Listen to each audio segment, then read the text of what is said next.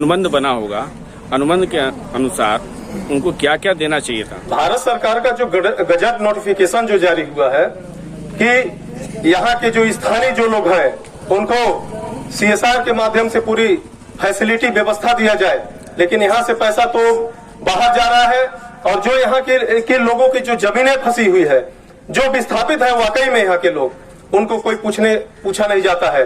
महाप्रबंधक महोदय जी से कई बार हम लोग आके बात किए कि आपके द्वारा यहाँ के जो स्थानीय जो यहाँ के विस्थापित लोग हैं जिसकी जमीनें गई है वो आज रोड पे आ गए हैं, उनको इस कंपनियों में रोजगार दिया जाए, लेकिन उनके द्वारा नहीं दिया जा रहा है। NCL तो केंद्र से चलती है, तो आपकी बात क्यों रखेंगे? वो विस्थापितों की बात क्यों रखेंगे जबकि केंद्र? नहीं, यहाँ पे इतनी दलाली हो चुकी है ना कि जितने भी यहाँ पे अधिकारी हैं पूरी दलाली करते हैं, क्योंकि पैसे ले लेके पूरे 1-2 लाख रुपए पैसे ले लेके यहाँ पे लोगों को नौकरी देते हैं, लेकिन जिसकी जमीन फंसी है उसको पूछने का काम नहीं करते हैं लोग। ये आप आरोप कैसे लगा सकते हैं? बिल्कुल आरोप मैं लगा सकता हूँ, कई लोग उसमें नौकरी भी कर रहे हैं, पैसे दे देकर नौकरी कर रहे हैं। आप ये कैसे आरोप लगा सकते हैं कि 1.5 से 2 लाख रुपए लेकर के? बिल्कुल 1.5 से 2 लाख रुपए, 2 लाख रुपए भी चल रहा है कि 2 लाख रुपए दो और नौकरी करो। कई लोग ड्यूटी कर रहे हैं जो कि हमारे यहाँ गांव के लोग पैसे दे दे के काम पे लगे हुए हैं। इतने भ्रष्टाचार ये लोग फैलाए हुए, कंपनी से मिल के सब लोग ऐसा काम कर रहे हैं, लेकिन जिसकी जमीन फंसी है उसको कोई पूछने वाला नहीं है। लगभग कितने लोगों की जमीनें फंसी और अभी तक विस्थापितों को अभी तक नौकरियां और व्यवस्था नहीं दी गई?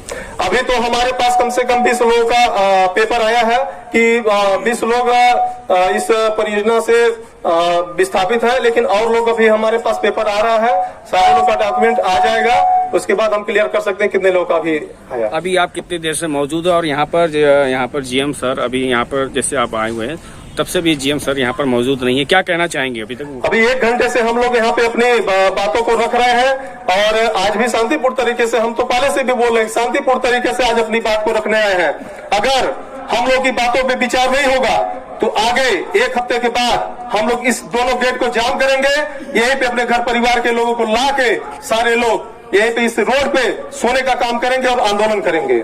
अभी आगामी चुनाव भी है 2023 में, अभी जितने भी जनप्रतिनिधि हैं चाहे जो भी जिस पार्टी का हो, अभी सबके घर जाएंगे, गोड़ गिरेंगे, आशीर्वाद लेंगे, बाबा मामी हमको आशीर्वाद दीजिए, हमको चुनाव जिताइए। अब सिंगरौली की जनता पहले भोली भाली थी, लेकिन अब अपने हक अधिकार के लिए अब लड़ना जान गई है और रोड पे उतरना जान गई है, रोड पे उतर रही है। अब आने वाले विधानसभा चुनाव में ऐसे जनप्रतिनिधियों को मुंह तोड़ जवाब देने का काम सिंगरौली की जनता करेगी।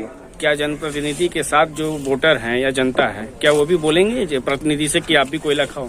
वो बिल्कुल वो तो बोलेंगे, क्योंकि सिंगरौली में इतना कोयला उड़ रहा है, हम लोग को पूरा कोयला ही खा रहे हैं और हर व्यक्ति को कुछ न कुछ बीमारी से ग्रसित है, क्योंकि यहाँ पे इतना पोल्यूशन बढ़ चुका है। मेरे सामने मौजूद हैं एक भाई साहब जो व्हाइट कुर्ते में पहने, जैकेट पहने हुए और जहाँ तक कि नेता ही लगते होंगे।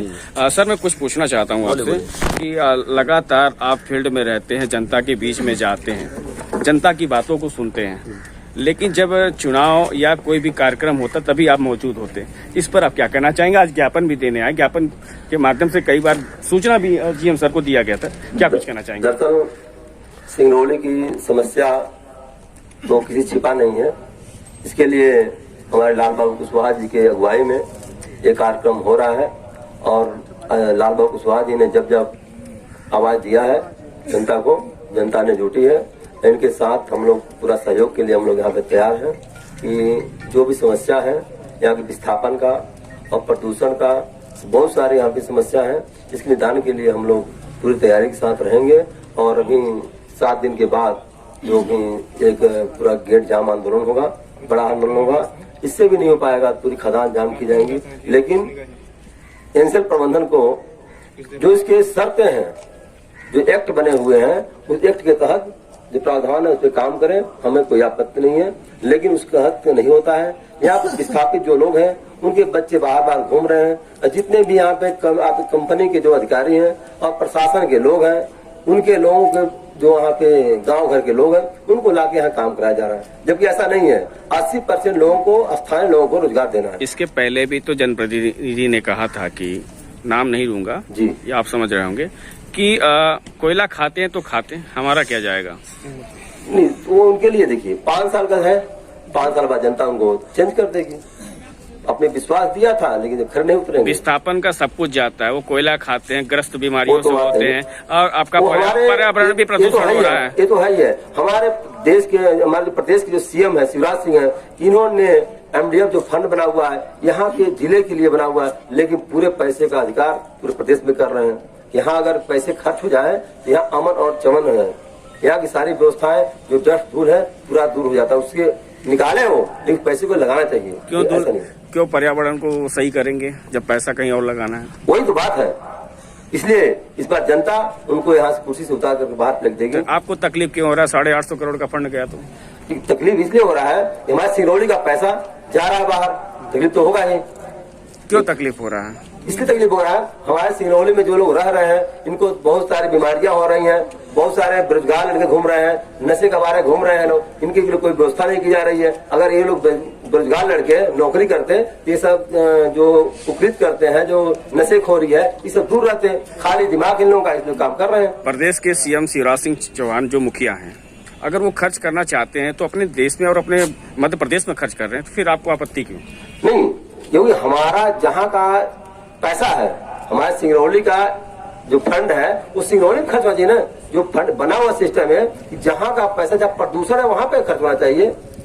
यहाँ की जनता जो भोली भाली जनता जो है इसको ठग रहे हैं। अच्छा, भोली भाली जनता को हाँ। कौन ठग रहा है? शिवराज सिंह साहब है, मुखिया ठग रहा है हमारा। आप आरोप लगा रहे हैं? बिल्कुल लगा रहा हूँ, प्रदेश के मुखिया पर बोल रहे हैं आप? बिल्कुल मुखिया बोल रहा हूँ। यहाँ का फंड यहाँ खर्च होना चाहिए। आप जानते हैं कहाँ खर्च हुआ है? जी, ये सिस्टम बना हुआ है। पहले क्या था, 50% खर्च होगा अपने जिले में, 50% बाहर जाएगा। अभी क्या हो गया, 75% जाएगा जिले में और 75% जाएगा बाहर जाएगा, जिले से बाहर 25% हमारे जिले में रहेगा। फिर क्या हुआ, 25% जो है वो भी सीएम की अनुमति से खर्च होगा। अच्छा, सीएम के अनुमति से ये भी आप आरोप लगा रहे हैं? बिल्कुल आरोप लगा रहा हूँ। चलिए, मैं फिर मौजूद हूँ यहाँ पर अभी लाल बाबू कुशवाहा जी के पास में। पुनः वापस आना चाहूंगा कि जैसे कि अभी भाई साहब ने कहा कि जो टीम का जो फंड है वो अन्य और कहीं भी लग रहा है। बेरोजगार है लोग, यहाँ पे नशे के आदी हो गए हैं, और जो विस्थापित हैं वो बीमारी से ग्रस्त हैं, धूल खा रहे हैं, कोयला खा रहे हैं, और अभी तक यहाँ के विस्थापितों को न्याय नहीं मिला। क्या कुछ करना चाहेंगे आप? आपको मैं बता दूं कि यहाँ पे डीएमएफ का जो फंड है और एक सीएसआर का जो फंड है, डीएमएफ के फंड को भी जो यहाँ पे कंपनियां कार्यरत है, भारत सरकार का गजट नोटिफिकेशन जो हुआ है उसमें साफ अक्षरों में लिखा हुआ है कि जो कंपनी के आसपास का जो क्षेत्र है पहले 8 किलोमीटर था और अब 25 किलोमीटर के दायरे उसको बढ़ा दिया गया है। जो उस कंपनी से जितने लोग प्रभावित होंगे, उस प्रभावित एरिया में 80% पैसे को खर्च करने का ये भारत सरकार का नोटिफिकेशन है। लेकिन यहाँ पे नेताओं के दलाली की वजह से यहाँ से पैसा बाहर जा रहा है। हम लोग जैसे कहते दीपक तले अंधेरा, और आज वही स्थिति यहाँ के प्रशासन एवं परियोजना अधिकारी की वजह से हम लोग को वो सुख सुविधाएं नहीं मिल पा रही है। आज हम लोग को ज्ञापन देना पड़ रहा है, क्योंकि जो हमारी जमीनें गई है वाकई में ऐसे लोगों को ये महाप्रबंधक महोदय नौकरी रोजगार देने का काम नहीं कर रहे हैं। ये भी भारत सरकार का ये नियम है कि जिसकी जमीन फंसी है उस परियोजना में उसको कार्यरत काम भी रखा जाए, लेकिन यहाँ पे कोई सुनने वाला है नहीं, इसलिए आज मजबूरन हम लोग को ज्ञापन के माध्यम से अवगत कराना पड़ रहा है। अगर आपकी बातों को नहीं सुना जाएगा तो फिर आगे की कार्रवाई, अभी आपने ताला बंद करने की बात कही, ये 1 सप्ताह का आपने उनको मौका दिया है, अगर नहीं होता तो क्या करेंगे? नहीं, हम लोग अगर आज शांतिपूर्ण तरीके से अपनी बात को रख ही रहे हैं, मैं पहले से भी बोल रहा हूं, और हम लोगों की बात को गंभीरता पूर्वक अगर इस पत्र पे विचार नहीं किया गया, 1 हफ्ते के बाद हम लोग इस रोड पे घर परिवार से जितने भी लोग सदस्य हैं उन सदस्यों को लेके इस रोड पे बैठने का काम करेंगे, और उसमें भी शांतिपूर्ण तरीके से हम लोग अपनी बात रखेंगे। हम लोग ताला नहीं बंद करेंगे, लेकिन इस रोड को जाम करेंगे, इस रोड पे बैठने का काम करेंगे।